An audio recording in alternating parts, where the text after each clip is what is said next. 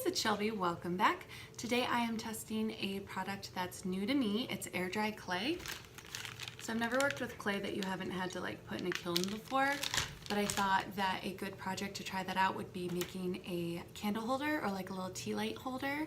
And then I can kind of test and see how the product works or if it cracks or anything before I use it on some bigger projects. So for this I have the clay, which I showed you.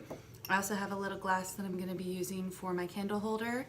And then I have my gems just because, you know, what's the point if it doesn't sparkle? Anyway, go ahead and give this video a thumbs up if you like it, and go ahead and hit subscribe if you'd like to see more, and we'll get right into it.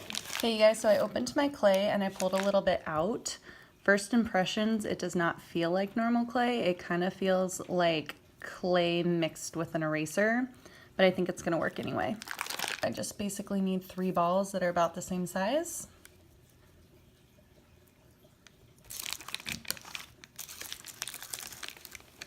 I mean, it seems cleaner than normal clay as far as not getting all over my hands, but yeah, I don't know. I don't know how I feel about it so far. I'm just gonna use the Ziploc bag that I'm gonna house it in to put them on. Roll them into a ball. Basically, what I want is 3 little starfish holding hands around the cup.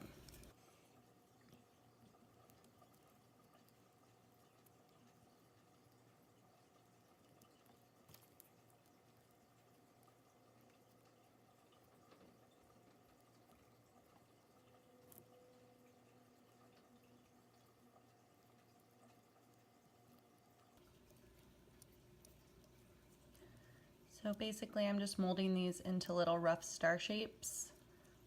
My cup isn't that big, but I'm just going to be putting them around the edge like that. But I kind of want them to look like little sea stars. I don't know if they will or not, but that's the goal.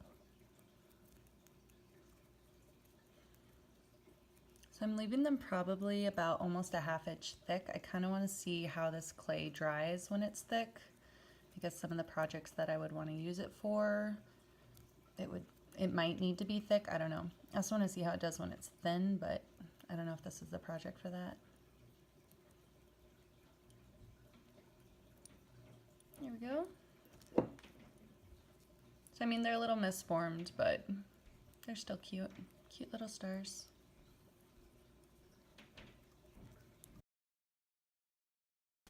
So the idea of molding these into starfish is that they're not necessarily perfect. That's why I didn't want to like make a mold or do anything like that. I just kind of wanted to mold them by hand. To see how easy it was to work with this clay, and it was actually really easy to work with. It's more just that it feels weird. And then B, just because like natural sea stars aren't really a uniform shape. They actually come in all different shapes and sizes, and they don't all have 5 little legs on them. But so far the clay's, you know, working out pretty well.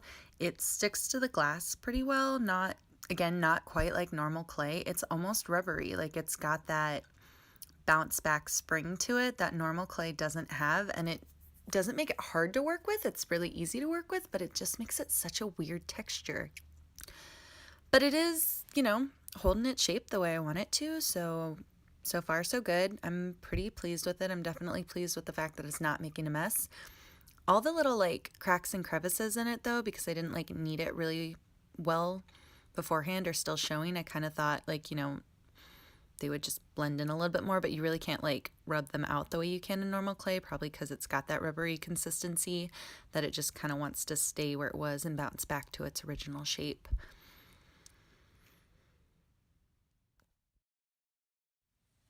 So this is the basic shape that I'm going for. They're just stars. I'm not super concerned that the top of the texture isn't what I'm going for, because I have an idea that's going to make them look more realistic. Really, I just want them like that 5-pointed shape, and I really want them to hold hands, but the clay is not like adhering to each other, but it turned out pretty well. The shape's there, so I like that. Now I'm going to be kind of adding the gems. I like things that are a little bit more blinged out. I love the strip gems. They're super easy to apply things to, but the great part is if you need them to be individual gems, the adhesion comes off the back really easily. You just peel it right off like I did, and there's nothing on the back. It's just a flat gem now, and it's really easy to work with. So the idea is I'm going to push them into the clay like that, and hopefully as the clay dries, it's going to create this kind of like setting and case for the gem because I want them to kind of sit in little pockets and not necessarily be sticking up from the sea star, but like press into them a little bit. And then hopefully the little casings won't get bigger as it dries and I'll have to glue them in. So yeah, I'm literally just making up a pattern as I go. And I actually wasn't sure when I started putting the gems in, but they're turning out pretty cute. And I figure if you just follow the shape of the star, like towards each point, you can't go wrong because it's just going to accentuate the shape anyway. And honestly, I mean, they're gemstones. Like, you really can't go wrong anyway. It's going to be adorable, and it's a candle holder. Like, it's meant to be a little bit whimsical and a little bit pretty. And I know the light will be coming from behind them and won't reflect off them, but in the daylight they glimmer, and I think they're really cute. So that's one star basically done, and then I'm just going to repeat the process for the other two. And I'm probably going to speed it up for that because you just saw how I did it, and it's the same for the other two.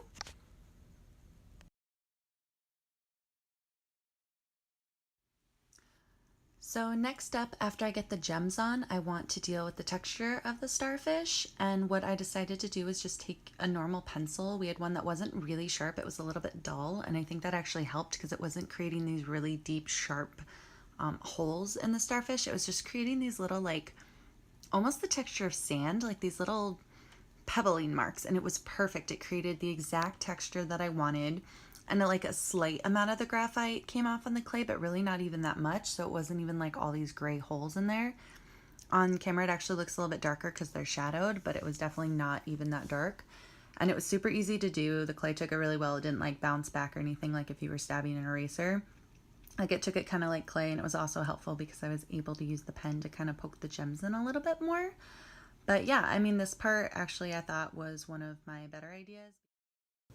Okay guys, so this is how it's turned out so far. Just little textured, dazzled sea stars.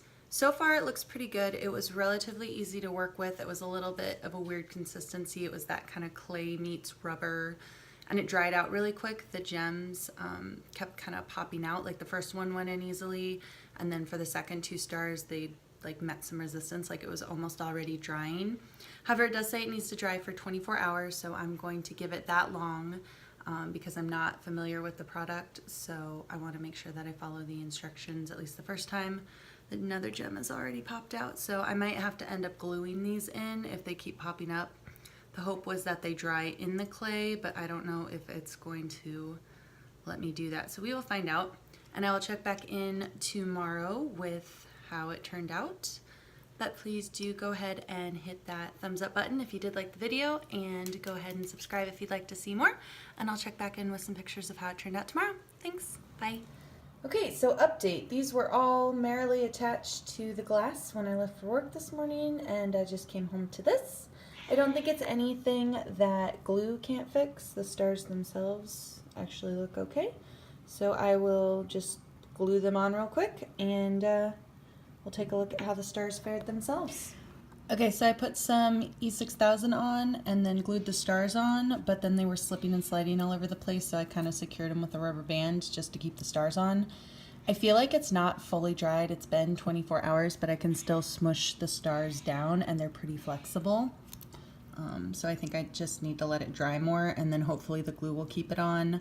I guess like towards the end they were warping and just popped themselves right off the glass. So hopefully the rubber bands will do a good job of holding them on, and then we will be done. I'll check back in a couple hours. All right, so we are taking off the rubber bands to kind of see how this ended up.